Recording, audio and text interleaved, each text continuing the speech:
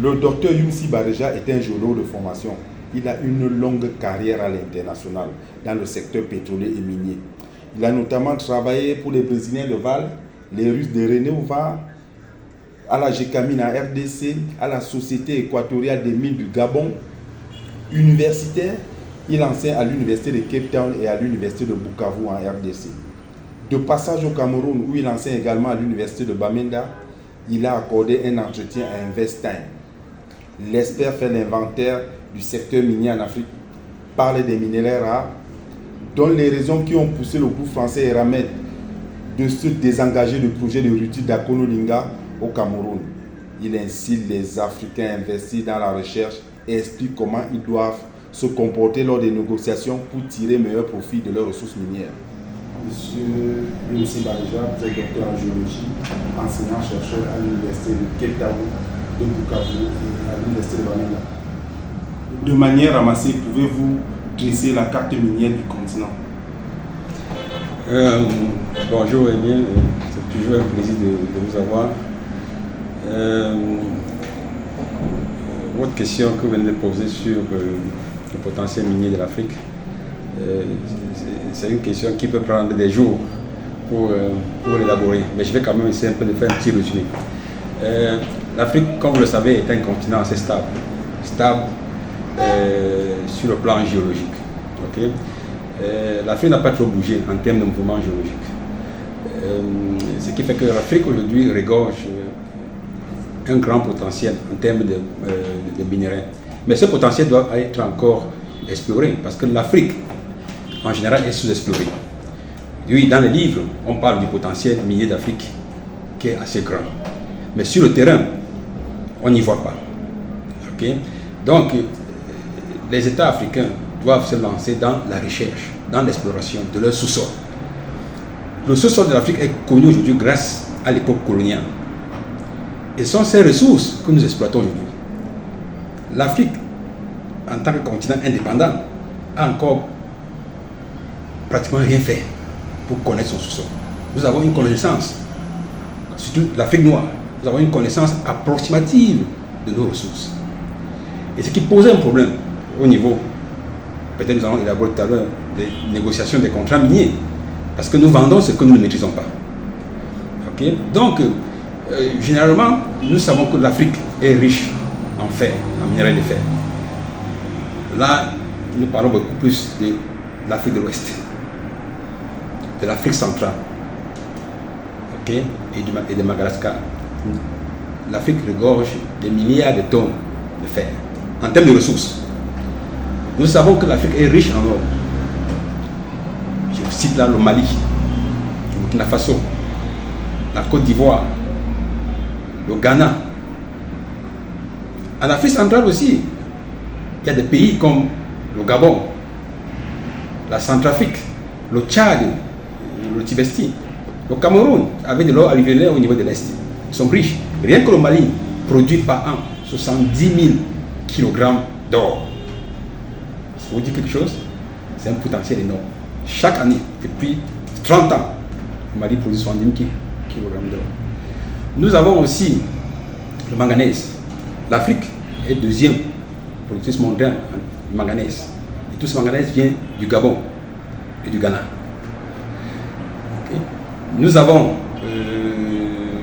des minéraux stratégiques tels que le terres rares, le lithium qui fait du boom aujourd'hui. Tout le monde, il y a une ruée vers le lithium. L'Afrique en regorge, surtout la RDC, en est de la RDC. Il y en a un peu en Afrique de l'Ouest. Bon, pour le moment, au niveau de l'Afrique centrale, il n'y a pas encore de traces, mais tout récemment, il y a une compagnie minière au nord du Cameroun qui a déclaré avoir intercepté les traces du lithium. Donc, le nickel, le cuivre dans le Katanga, avec du colbart. Le Congo est un grand pays, est un grand producteur du cuivre, du colbart et autres, tels que le diamant. Vous avez le Botswana, vous avez le Namibie, vous avez l'Angola. Ce sont des grands pays miniers. Okay, donc l'Afrique aujourd'hui, c'est une terre bénite en termes de ressources. Mais il faut que ces ressources se transforment en prospérité pour les États. Il faut que ces ressources soient découvertes. Parce que si on ne découvre pas, ça va rester ressources. Okay? Donc voilà en gros le potentiel minier que nous avons en Afrique. Y a-t-il des minéraux rares qui sont peu exploités en Afrique? Déjà, les minéraux ne sont pas exploités en Afrique, nous sommes encore en phase d'exploration. Vous savez, l'Afrique n'a pas sa politique, ça n'a pas une vision minière proprement dite. Nous évoluons en Afrique en fonction de la température, en fonction de la direction que nous donne l'Occident. Quand l'Occident parle des terres rares, nous allons vers les terres rares. Quand l'Occident parle des minéraux critiques, nous allons vers les minéraux critiques. L'Afrique devait elle-même, et je pense qu'au niveau de l'Union africaine, depuis 2008, il y a ce qu'ils appellent African Mining Division, donc la vision africaine en matière minière. Mais ça traîne, ce qui fait que nous sommes dépendants de la direction, des ordres de l'Occident. Okay? Donc les terres rares, que ce soit le niobium, que ce soit le lithium, nous en avons. Rares sont les pays qui sont déjà en production. Il y a des projets au Congo détenus par des Chinois sur le lithium avancé. On annonce la production d'ici 3 ans. Il y a des projets en Namibie sur le niobium et aussi sur les terres rares. La production se fait attendre. Donc pour le moment, l'Afrique a un potentiel, mais ce potentiel n'est pas encore exploité. Parmi ces minéraux rares, il y a le lithium que l'on retrouve à Konolinga, au Cameroun. Pouvez-vous nous en dire un mot sur ce minerai et qu'est-ce qui se cache derrière le retrait du groupe Eramet du projet Rutile d'Akonolinga? Oui, Eramet est une multinationale française qui travaille depuis longtemps au Gabon. Donc, le Gabon c'est la base en principe, le manganèse. Okay? Avec l'évolution de l'industrie minière, ils sont diversifiés. Donc ils ont essayé un peu de chercher d'autres minéraux, tels que les rutiles, tels que les sables lourds, tels que du nickel en Nouvelle-Calédonie. Particulièrement au Cameroun, ils sont arrivés en 2019 où ils avaient répondu à un appel d'offres du ministère des Mines qui mettait des blocs de rutiles d'Akonolinga. Il faut le rappeler, ces blocs de rutiles ont été découverts par les Français en 1954. Et de nos jours, il n'y a plus eu de travaux. Ça veut dire que le Cameroun met en appel d'offres un gisement qui a été découvert par des Français dont les données sont assez anciennes. Donc personne n'a eu le temps encore de les réévaluer. Donc on place un appel d'offres, Eramet soumissionne et gagne. Ça faisait 5 pays au total sur environ 3000 hectares ou plus. Et vous savez, quand on a mis des blocs en appel d'offres, notre métier, la géologie ou l'industrie minière, quand on vous a dit il y a X montant de rutile là-bas, celui qui gagne l'appel d'offres doit d'abord faire des vérifications, être sûr qu'il y a assez de volume pour pouvoir continuer le projet. Donc, même quand le Cameroun remet ce projet à Eramet, le Cameroun donne à Eramet une mission de déterminer les réserves. Ok? Et Eramet avait 3 ans pour le faire. Donc, Eramet, au cours de 3 ans, de 2020 jusqu'en 2023, a effectué des travaux énormes. Eramet a fait environ 2000 sondages. Par sondage, il ferait à 100 mètres, 150 mètres. Vous voyez le métrage, c'est énorme. Ils ont monté une usine pilote pour essayer le processus métallurgique. Okay? Ils ont fait des études d'impact environnemental. Ils ont compilé les données. Et comme ils l'ont dit dans leur communiqué, dans le processus métallurgique, il y a eu des petits problèmes. Vous voyez, le rutile d'Akonolinga est beaucoup plus ultra fin. Okay? Et ce qui fait que lors de son traitement, les rivières qui sont autour sont contaminées. Ce qui pose un problème énorme environnemental. Et Eramet, ce n'est pas un junior. C'est une société qui est cotée en bourse. Et en bourse, il y a certaines choses qu'il ne faut pas faire. Surtout, il faut éviter de détruire l'environnement quand vous faites votre travail minier. Il ne faut pas utiliser le travail des enfants, il ne faut pas. Mais le volet environnemental, c'est un volet critique. Aucun investisseur ne mettra son argent dans une compagnie qui pollue l'environnement. Donc, sur ça, il ne pouvait pas, rien que ce volet pouvait leur permettre de dire non au projet. Mais il y avait encore notre volet, le volet réserve. Les réserves annoncées ne sont pas les réserves qu'ils ont trouvées. Okay? Vous savez, le coût d'investissement des projets est fonction des réserves trouvées.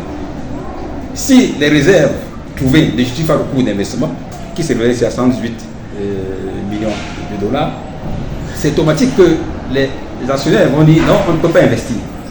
Okay? La décision devient assez très simple pour eux. Okay? Donc c'est ce qu'Eramet a fait. Ils ont fait ce travail. Ils ont ouvert leur cahier de charges plus qu'il n'en fallait parce que même au niveau de la responsabilité sociétale, Eramet a mis beaucoup d'argent. Eramet a réhabilité des écoles, des dispensaires, des puits, des forages dans les villages environnants. Eramet a donné des stages à beaucoup d'étudiants, même à mes étudiants. Il y a déjà mes étudiants qui ont travaillé dans les sites d'Eramet à Akonomi. Donc, et en phase d'exploration selon le code minier camerounais, une compagnie minière n'est pas obligée de faire tout ce qu'Eramet a fait en termes de responsabilité sociétale parce qu'ils sont encore en phase de recherche. Ils ne sont pas sûrs de continuer avec le projet, mais ils l'ont fait. Et en 3 ans, ils ont dépensé 9 milliards. 9 milliards, c'est beaucoup d'argent. Pour arriver à la décision qui est celle-là, nous ne continuons pas. Parce que la rentabilité posait un problème. Donc, la décision d'Eramet est basée scientifiquement sur le plan technique. Purement technique. Il n'y a pas autre motivation dans la décision d'Eramet. C'est ça les majors. Les majors regardent les réserves, les majors regardent le côté environnemental, les majors regardent la licence sociale. Ils ne voudront pas opérer dans une zone où la population est assez n'est pas réceptive par rapport au projet. Là, ils vont partir. Mais dans le cas du Cameroun, la population était réceptive, tout allait bien. Mais c'est juste au volet environnemental et réserves ces 2 volets qui ont plombé le projet de rupture d'Akonomi. Comment les Africains doivent-ils se comporter lors des négociations pour tirer meilleur profit de leur sous-sol? C'est une très bonne question. Le comportement est simple. Les Africains doivent apprendre à être patriotes. Si aujourd'hui nous avons signé des contrats lyonnais, c'est parce que beaucoup de nos compatriotes, quand ils vont dans les négociations de contrats miniers, ne pensent pas au pays, mais pensent à eux. Et c'est comme ça que tout démarre mal. Okay? Si nos négociateurs allaient dans des négociations vraiment outillées et avec un esprit de patriotisme, ils devaient décrocher pour leur pays, pour l'Afrique, des bons contrats. Okay? Mais, comme je vous le dis, il est quand même assez difficile de négocier sur quelque chose qu'on ne connaît pas. Nous avons une maîtrise approximative de nos ressources. Donc c'est quand même difficile d'aller négocier sur quelque chose où nous avons peu d'informations. Okay? Donc le résultat est que nous arrivons à des contrats qui ne tiennent pas la route. Après peut-être 10 ans, on constate, ah non, c'était pas ça. C'était pas ce qu'on pensait, c'était autre chose. Et là, on pense qu'on a été trompé. Donc nos pays doivent apprendre à mettre de l'argent dans la recherche, dans l'exploration. Nos pays doivent apprendre à prendre le risque, parce que la recherche pour l'exploration, c'est le risque. Vous voyez ce qu'Eramet a fait? 9 milliards partis. Combien de pays en Afrique noirs sont capables de dépenser 9 milliards pour juste un petit projet et l'abandonner parce que c'est pas bon? Ces pays-là sont rares. Mais c'est ce que nous devons faire. Si nous devons être un pays minier, nous devons être prêts à dépenser de l'argent. Si nous devons être un continent minier, nous devons être prêts à dépenser de l'argent pour connaître le jeu. Par bien, mauvais résultat n'est pas toujours mauvais. Ça veut dire qu'on connaît, on a des informations. Et quand on a des informations, on est mieux outillé pour des négociations futures. Si on avait des informations assez actualisées sur les retours de l'Akonomi Binga, on n'aurait pas perdu du temps à Eramet, ou Eramet n'aurait pas perdu du temps. Eramet aurait eu des informations assez récentes et dès l'entrée du jour, on aurait dit ah, c'est pas bon. L'Afrique ne souffre-t-il pas du manque d'expertise qualifiée dans le secteur minier? En partie oui, en partie non. Il y a des pays comme le Congo, l'Afrique du Sud, qui sont des vieux pays miniers. L'Afrique du Sud s'est développée grâce aux mines. Le Botswana est en train de se développer grâce aux mines. La Namibie se développe grâce aux mines. Le Congo ne se développe pas, même avec les mines. Okay? Ici, comme je l'ai dit, nous avons un problème de patriotes. Le Congo aujourd'hui, je l'ai toujours dit, le Congo, pour un géologue comme moi, est comme la Mecque pour un musulman. Pour être un géologue, un bon négociateur minier, il faut avoir séjourné au Congo, en RDC je veux dire. C'est un pays qui a au moins 60 000 à ciel ouvert, au moins 40 000 souterrains. La compagnie comme Gécamine a environ 70 partenariats. Vous comprenez? Ça fait 70 contrats. Ce sont des gars qui sont outillés en matière de négociation des contrats miniers. Mais que se passe-t-il? Le patriotisme n'y a pas. Donc on préfère fermer les yeux sur des points qu'on pouvait défendre parce que pour des intérêts personnels. Il y a de l'expertise, mais il n'y a pas de patriotisme. Voilà. Pour terminer, comment les Africains doivent-ils s'y prendre pour attirer davantage les investisseurs dans le secteur minier? C'est très simple. J'ai eu la chance de travailler pour les privés et pour les gouvernements. Pour les privés, j'ai travaillé pour des boîtes russes, brésiliennes et canadiennes. Okay? Je sais ce qu'ils veulent. Pour les États, j'ai travaillé pour la Société équatoriale des mines, la compagnie nationale au Gabon. Je sais ce qui se passe. Ce que l'Afrique doit faire pour pouvoir attirer des investisseurs, premièrement, c'est d'abord de la connaissance de leur sous-sol. Parce que quand un investisseur arrive dans un pays, l'investisseur demande les données. Et vous devez leur donner des données fiables, des données récentes, pas des données qui ont été laissées par des colons il y a déjà 60 ans. Tout est dynamique. Les sondages qu'on faisait il y a 50 ans ne sont pas les mêmes sondages qu'on fait aujourd'hui. La technologie a évolué. Okay, ça veut dire qu'il faut revoir l'inventaire minier de son pays, de son sous-sol.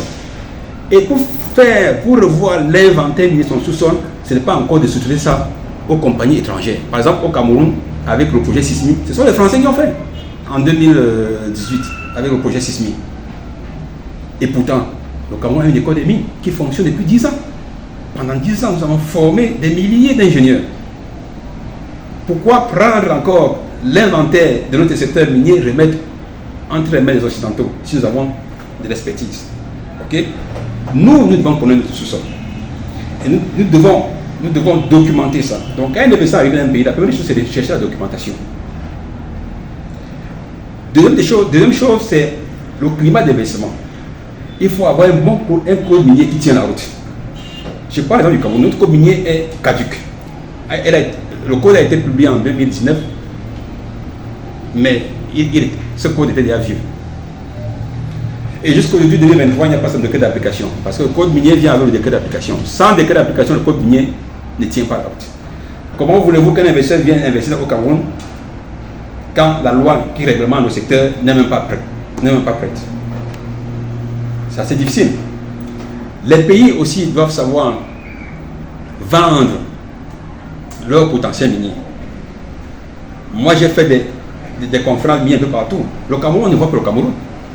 Quand on voit le Cameroun, ce sont des fonctionnaires du ministère qui arrivent, d'abord qui sont en retard dans ces événements et qui pratiquement ne montrent rien. Aujourd'hui, oui, nous avons la Sonamine qui a des missions bien précises, mais jusque-là, la Sonamine traîne. Ça fait il y a 3 ans qu'ils sont sur le terrain, mais je les ai vus à Cape Town, à Maïndaba, je les ai vus à PTSC au Canada. Ils viennent toujours comme des touristes. C'est pas comme ça qu'on vend le potentiel minier d'un pays. On vend le potentiel minier d'un pays à travers des projets sur lesquels nous avons des informations. Les investisseurs ne sont pas là pour venir prendre le risque. Par exemple, Kairamat a pris en dépensant 9 milliards pour plier bagage et partir. Ils veulent au moins arriver, trouver un minimum de travaux qui ont été effectués. Et sur ce minimum-là, ça leur permet de comprendre si il faut prendre le risque de faire l'investissement. Donc, pour me résumer, il faut d'abord connaître ses ressources, il faut créer un cadre d'affaires fiable à travers son code minier. Le code minier actuel du Cameroun doit être refait, ça ne tient plus. Ok? Et il faut aller vendre son pays dans de grands événements à l'étranger ou bien organiser des événements au Cameroun. Et là, ils viennent vous leur présenter ce que vous avez, vous leur présenter vos projets. Tant que vous n'avez pas de projet à présenter, personne ne viendra. Il faut savoir vendre son pays. Et on a des difficultés aujourd'hui au Cameroun pour vendre le pays sur le plan minier. ce que vous dites est valable pour les autres pays africains? Ce que je dis est valable pour les autres pays. Il y a déjà des pays africains qui sont déjà bien vendus et qui n'ont plus besoin de se vendre. Par exemple, l'Afrique du Sud. L'Afrique du Sud, tout le monde sait que c'est un pays minier et tout le monde n'y va parce que c'est connu, c'est reconnu. Mais nous ne sommes pas un pays minier. Ok? Vous avez le Gabon qui se vend mieux que nous. Et eux, au moins, il y a 3 mines à Chevrolet, 3 mines de manganèse, une mine d'or. Ok? Je ne parle même pas de la Côte d'Ivoire qui est très avancée aujourd'hui sur le plan minier. Au Cameroun, depuis les indépendants, nous sommes à combien? Nous sommes à 60 ans, on n'a pas une mine. On n'a pas une mine. Les bauxites que nous avons tous, à l'époque primaire, on parlait de bauxite, des miniers, Matam, des Fonto, vont rester de bauxite. Nous avons déjà dépassé la période de la bauxite. Personne n'en veut de la bauxite. Ça va rester là, ça va rester des montagnes, c'est fini. Et si on ne fait pas attention, les autres minerais vont suivre le même sort. Le fer, par exemple, de Mbalam ou de Kribi et autres. Bon, ok, peut-être les Chinois sont là, mais est-ce que le Cameroun va profiter, puisqu'on ne maîtrise même pas les ressources, surtout celui de l'OB. Ok, donc, moi je dis toujours, nous devons nous focuser sur la connaissance de nos ressources. Et là, nous avons un souci quand vous allez au ministère chercher des informations sur le potentiel géologique du Cameroun, on vous fournit la documentation des années 50, des années 60, ce qui n'est pas bien.